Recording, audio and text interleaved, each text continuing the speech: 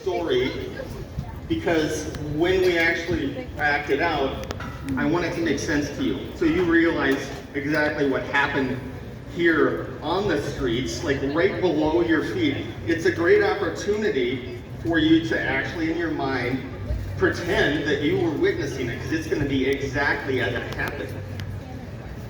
Couple things quick, I don't want to forget this. First off, when we're done, I'm going to confirm which direction the buses are in. Brad, is it down here for pickup? Yeah, so when you're done, it's that way to the south is where your buses will be. And I do ask once we're done, so once the horses are done and they start to flee, if you could hang out, we're going to have a moment of silence for a reenactor and a member of our committee that we lost. So we're going to line the horses back up, bring them back in. We'll do a moment of silence, and then they'll go down, and then they'll do one last sprint. And then you go to your buses, okay? Test on that. I'm going to test them. That's a lot. So let's take that time machine back to that day, September 7th, 1876. So in 1876, the city of Northfield was a small, thriving community. They were a rail center on the productive Cannon River with Ames Mills on both sides of the river. Even then, Northfield was a college town and still is home to Carleton and St. Olaf colleges. Imagine, if you will, Northfield, just 20 years old. The downtown buildings were mostly wood framed with a few made of brick and stone. The streets were unpaved. The homes of the residents were built downtown and close to this downtown area. These people on the street were ordinary citizens, merchants, immigrants, farmers. They were peaceful, yet determined people that used to dealing with hardships, but not people to be taken advantage of. So contrast that in your minds, if you will, with the James Younger gang. Who were these men from Missouri? Why were they so far from home? And why this bank here in Northfield? So, on July 7th, 1876, 2 months to the day before the Northfield robbery, the gang held up a Missouri Pacific train at a place called Rocky Cut near Otterville, Missouri, where they made off with $18,300, an amount well over $500,000 in today's money. Shortly after the Rocky Cut robbery, a new gang member by the name of Hobbs Carey was captured, and he turned the state. See, the gang was going to head to Texas, but once Carey's confession was published in the newspapers, the men decided to head north, likely by rail for Minnesota. Once here, the gang spent a week in St. Paul, followed by a week in Minneapolis, staying in the finest hotels the cities had to offer. From Minneapolis, they traveled by rail to surrounding communities, searching for horses, looking over the banks in southern Minnesota, and getting acquainted with the lay of the land. Posing as cattle buyers or land speculators, their inquiries raised little suspicion. We are gathered here today not to honor a band of outlaws, but to pay tribute to the heroism of the peace-loving citizens of this community, especially in the memory of Joseph Lee Haywood, the 39-year-old man who at the time of the robbery was the acting cashier of the only bank in town. He was the treasurer of Carleton College, the treasurer of the Congregational Church, as well as the treasurer of the Northfield Public School.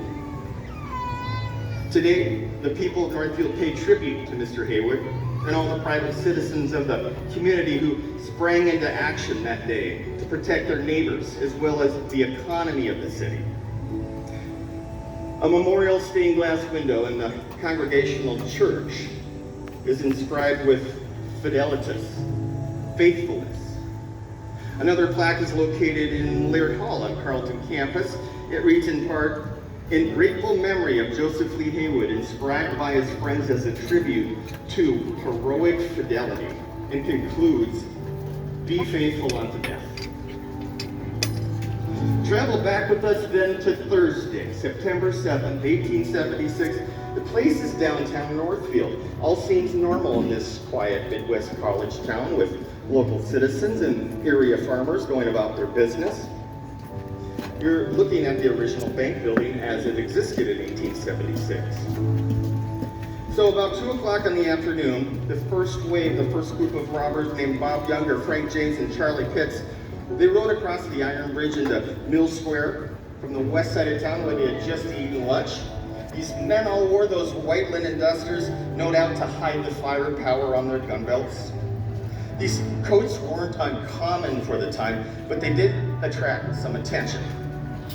So you'll see they tied their horses near the bank and they walked to the corner so they could observe their comrades taking position on the Iron Bridge and also from the south on Division Street. Next, Cole Younger and Clell Miller ride up from the south, and while the first group of robbers walk to the bank and go in, Cole dismounts, while Cole also gets off, goes to the door, and he stands on guard. Now, here's the thing. Furious hardware store merchant J.S. Allen, he attempts to follow them into the bank. But he's instantly seized by Clell Miller, but Allen jerks away from him, and when he runs towards his store, he shouts a warning, "Get your guns, boys, they're robbing the bank!" Now Henry Wheeler became suspicious, sitting out here, and once he saw Allen's encounter, he also shouts, "Robbery, robbery," and he runs towards this hotel. The alarm was sounded. So next, Clell and Cole Younger spring into their saddles, and they begin riding up and down the street, chasing citizens away. The third group of robbers that were guarding the escape route on the Iron Bridge come onto the scene at this point. These men were Jim Younger, Bill Chadwell, and Jesse James. Now, meanwhile, inside the bank, Bob, Frank, and Charlie, they find 3 bank employees at work. Bank teller Alonzo Bunker steps to the window to wait on the robbers when they came to the door. Seated at their desks were acting cashier Joseph Lee Haywood and assistant bookkeeper Frank Wilcox. See, the vault was open, but the safe inside had its door closed, but it wasn't locked, and the robbers didn't know that. The bank employees refused to open the safe. They told the robbers the safe had a time lock and it couldn't be opened. And even after Joseph Lee Haywood had been beaten unconscious, Bunker and Wilcox refused to open the safe. Now, in an attempt to persuade the employees, Charlie Pitts, he fires a shot near Haywood's head. And at this very moment, the other teller, Alonzo Bunker, tries to take a run for it through the back door. Charlie Pitts chases him, firing 2 shots, the second shot hitting him in the shoulder. At this point, the battle in the street was at its height.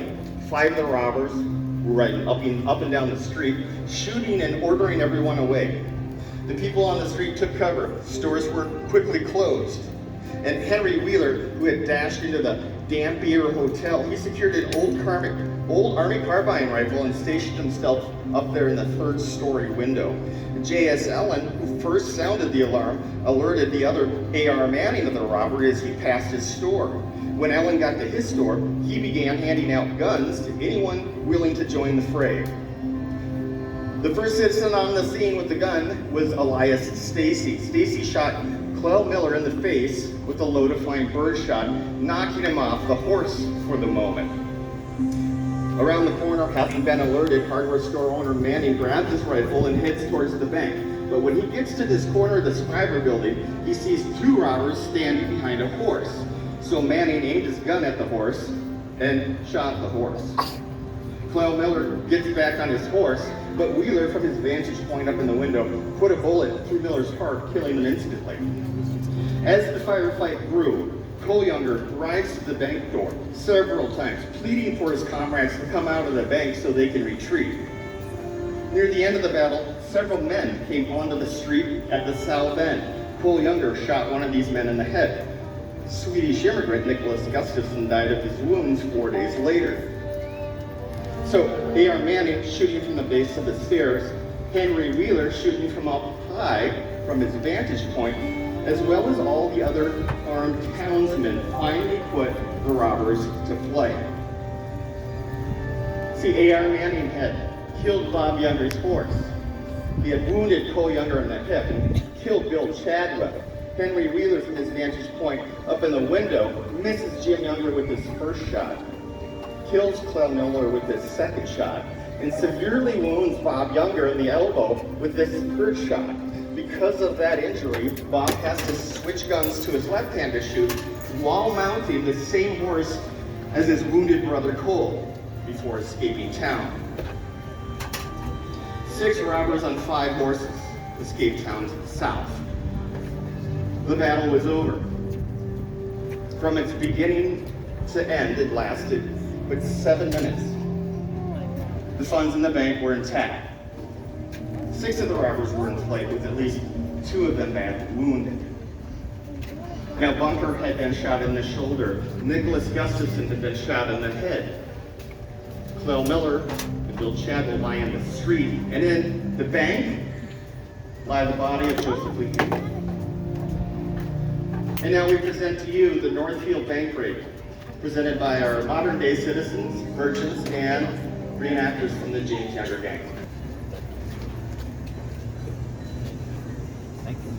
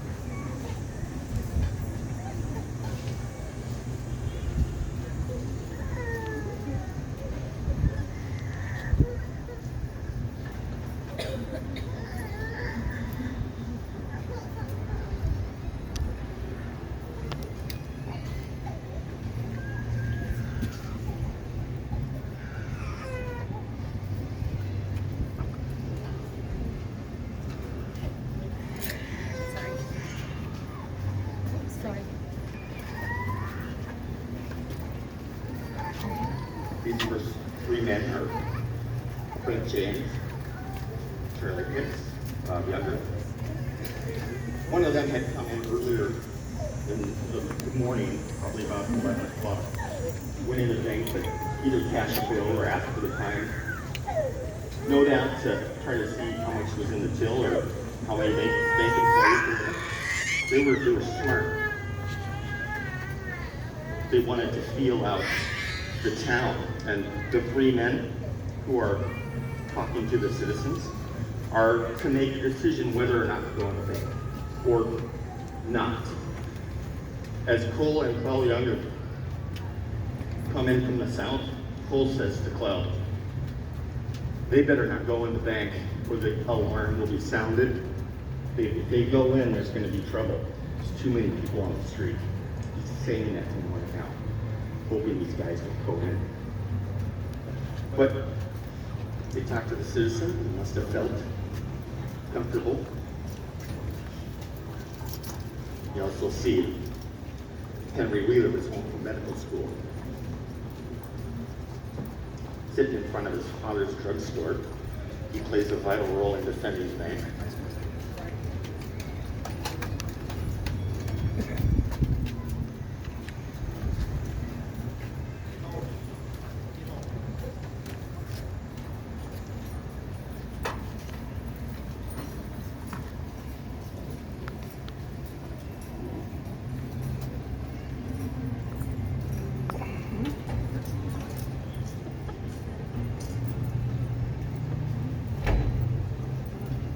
As well stands guard, hardware owner, AR Belgrade J.S. Allen is curious and decides to go take a look and see if he can get in the bank. Shots will be fired soon.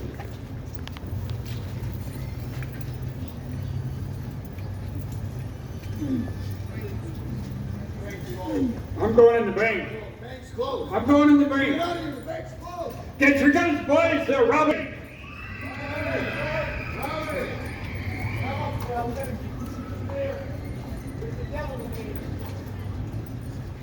Go! Go clear the streets! Get out the street! Let's go!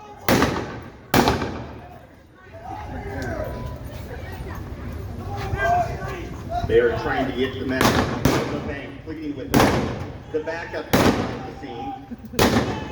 James, Bill, Chad, here.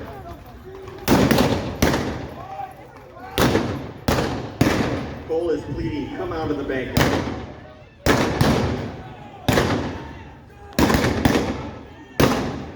Goliath, he comes out.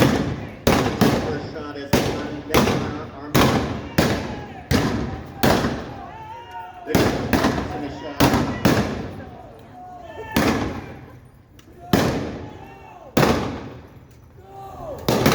Bill Chad goes down.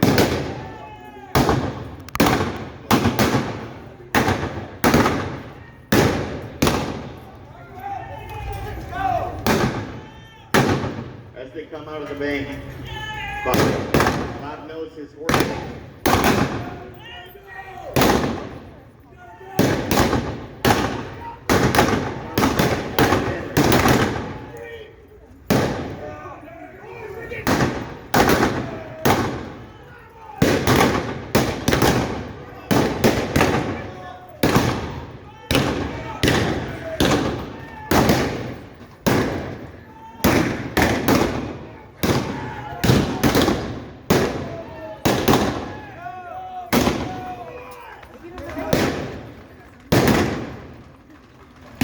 As the men flee down, chaos ensues. Additional help is called in from around the state, and it would become one of the largest manhunts in U.S. history. These men are on the run for 2 weeks when 4 of the 6 are captured or killed near Medelia, Minnesota by a posse of 7. Make sure everybody's up and good. All right. Good job. Moment of silence for Wayne Eddy.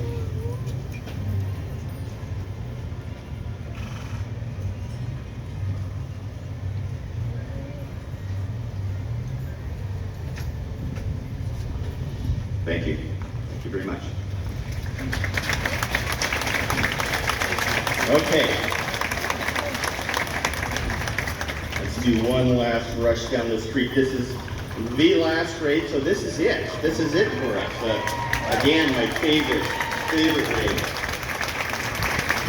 All right, here we go. Thank you. Enjoy the parade, everybody. Thank you for coming.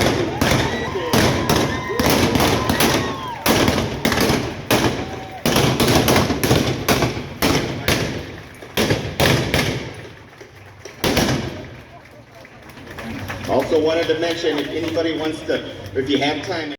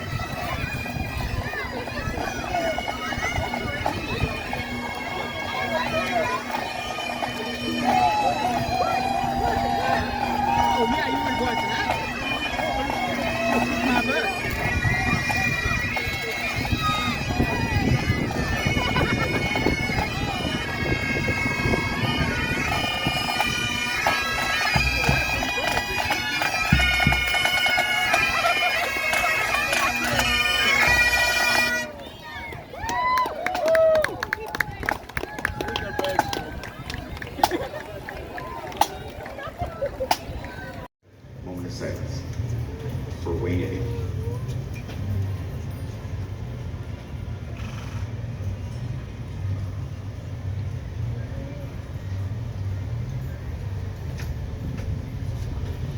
Thank you. Thank you very much.